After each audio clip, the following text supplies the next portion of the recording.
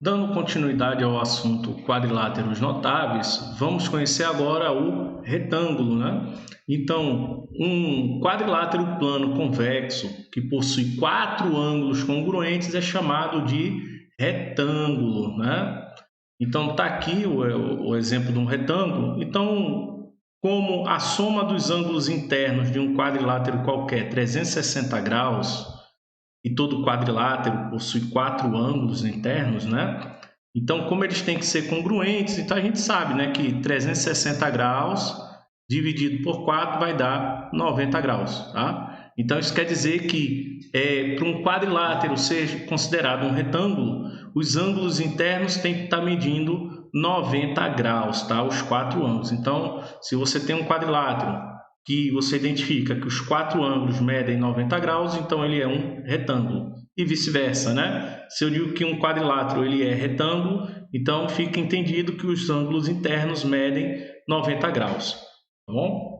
Aqui, então, só uma formalização, né? Então, dizer que ABCD é retângulo é equivalente a dizer que os quatro ângulos são congruentes, né? E eles são congruentes ao ângulo de 90 graus, tá? E aí temos uma primeira propriedade para os retângulos, né? Todo retângulo é paralelogramo. Então quer dizer que todas as propriedades que podemos aplicar a paralelogramos também podemos aplicar para o retângulo, tá bom? E aí a segunda, né? Todo paralelogramo ele é retângulo se somente se possui diagonais congruentes, tá bom? Então apenas o retângulo possui diagonais congruentes, né? Vimos, né, que o paralelogramo ele vai ter diagonais que se intersectam no ponto, né, nos respectivos pontos médios, né? Mas se as diagonais são congruentes, então esse paralelogramo ele também é retângulo. E aí temos o exemplo 6. Calcule os lados de um retângulo cujo perímetro mede 40 centímetros, sabendo que a base excede a altura em 40 centímetros. A base ele excede a altura em 4 centímetros, tá? Então, sabemos que está aqui um retângulo, né? A figura de um retângulo. E assim, quando a gente fala sobre retângulo, aí fica aquela dúvida da questão assim, o que seria a base, né? E o que seria a altura, já que eu disse que a altura é a distância das bases. E as bases são os lados paralelos, né? E no caso do retângulo, ele tem os lados opostos tudo paralelo, tá bom? Então, normalmente a gente considera como base de um retângulo os lados horizontais, né? E a distância entre eles, né, dos lados horizontais, que vai ser exatamente a medida desses lados verticais, vai ser a altura, tá bom? Mas se caso ele tiver em outra disposição que não tenha lados horizontais e verticais, então você define então, né, dois desses lados, tá bom? Ou a gente pode entender como base e altura as medidas de dois lados consecutivos, tá certo? Então, no nosso caso aqui, né, como eu tenho lados horizontais e verticais, então aqui eu vou fazer o seguinte, eu vou dizer que né, os lados horizontais aqui é a base e vou representar por B, e esse vertical aqui é a medida da altura, que eu vou representar com a letra H, tá bom?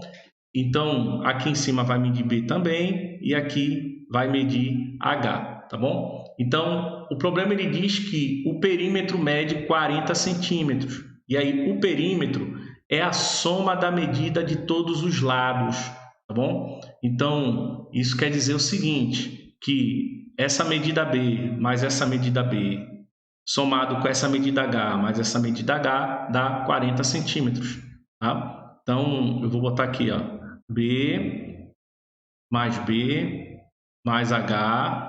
mais H é igual a 40, né? Então, isso quer dizer que 2B mais 2H é igual a 40. Aí eu posso botar o 2 em evidência, né? Então fica 2 vezes B mais H, que é igual a 40. E aí esse 2 vem dividindo, né?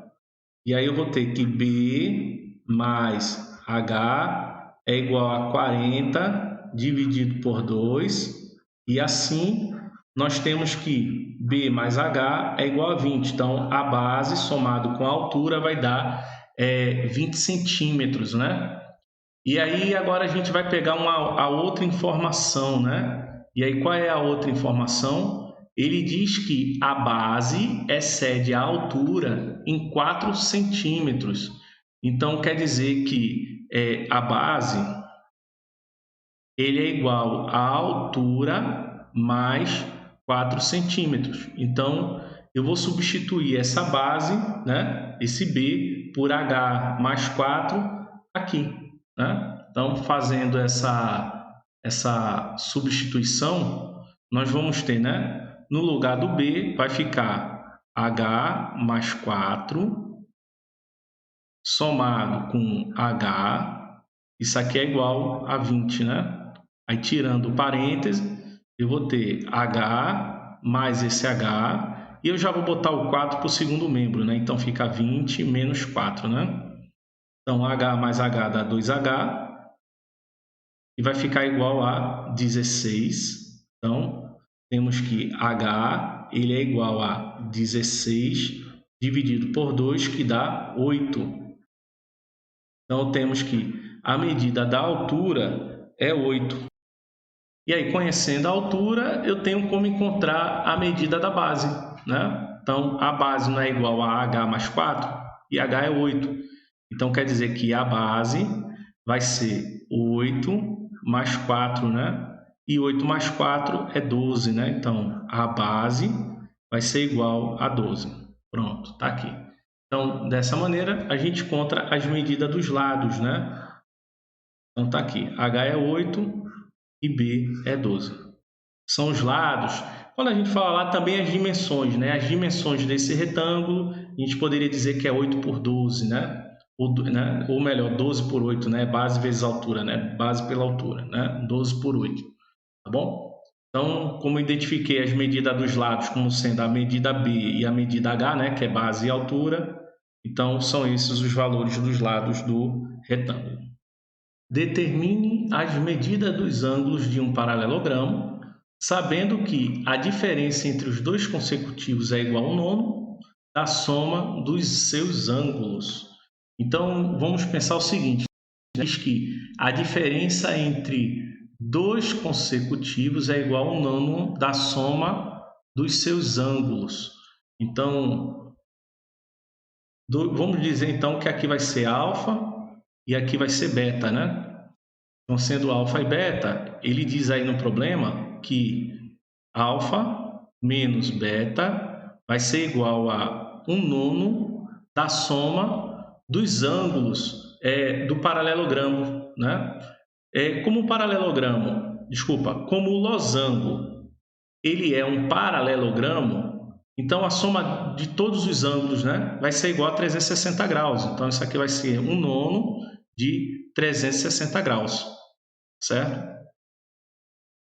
Então, alfa menos beta, ele vai ser igual, né? 360 graus dividido por 9 vai dar 40 graus, né? Então, alfa menos beta vai dar 40 graus. E lembrando também, né, como o losango ele é um paralelogramo, né? Então, quer dizer que a soma desses dois ângulos, né, porque ele é um paralelogramo com todos os lados com a mesma medida, né? Então, isso quer dizer que dois ângulos consecutivos, a soma deles vai ser igual a 180 graus. Então, temos que alfa mais beta vai ser igual a 180 graus. Tá? Então, vamos organizar aqui embaixo isso, tá? Mais espaço. Então, organizando, nós temos o seguinte. Alfa menos beta é igual a 40 graus. E alfa mais beta vai ser igual a 180 graus. E aí temos um sistema de equações com duas incógnitas, né? E aí vocês resolvem achar melhor. Eu vou fazer o seguinte, eu vou somar, né, os respectivos membros, né? Então, fazendo essa soma, eu tenho o seguinte, né? Alfa mais alfa dá 2 alfa, menos beta mais beta vai dar 0, né? Ou seja, eles se anulam, né? E aí temos que vai ser igual a 40 graus mais 180 graus vai dar 220 graus. Tá? Então, dessa maneira, temos que alfa vai ser 220 graus dividido por 2. Implica dizer que alfa é igual a 110 graus, né? E aí, o que é que eu vou fazer agora? Eu vou pegar uma dessas duas equações, vou substituir alfa por 110 graus e descobrir o valor de beta. Tá bom? Então, eu vou pegar essa equação aqui, tá? Então, onde tem alfa mais beta, no lugar do alfa eu vou botar 110 graus. Então, fica 110 graus mais beta vai ser igual a 180 graus, né? Então, quer dizer que beta ele vai ser 180 graus menos 110 graus. Implica dizer que beta vai ser igual a 70 graus. Bom? Pronto. Então, dessa maneira, eu encontrei o valor da medida dos ângulos de um losango. Tá? Lembrando que no losango, né, como o losango é um paralelogramo, quer dizer que os lados opostos têm a mesma medida. Né? Então, a medida é alfa, né? E a medida aqui é beta.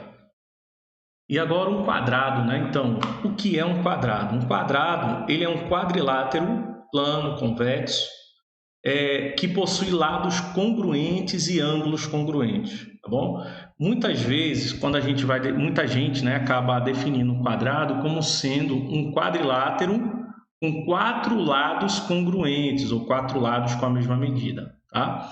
Nós vimos que um quadrilátero que possui lados com medidas iguais é um losango, tá? Então, para que seja quadrado, além de ter lados congruentes, os ângulos também precisam ser congruentes, tá bom? Então, se eu digo que ABCD é quadrado, então quer dizer que os lados são congruentes e os ângulos também são congruentes. Então, está aqui uma representação de um quadrado. Tá? E aí temos a primeira propriedade. Ó. Todo quadrado ele é retângulo e é losango. Tá? Ele é retângulo porque os 4 ângulos internos medem 90 graus. E é losango porque os 4 lados têm a mesma medida. Tá? Então, por essa razão, os quadrados eles obtêm todas as propriedades de um retângulo e todas as propriedades de um losango, tá? Então, o exemplo está aqui, ó. Como é um quadrado, né? As diagonais são congruentes e também são perpendiculares, né? E lembrando que todo retângulo e todo losango também são paralelogramo. Então, quer dizer que um quadrado também é um paralelogramo e todas as propriedades de um paralelogramo se estendem a um quadrado.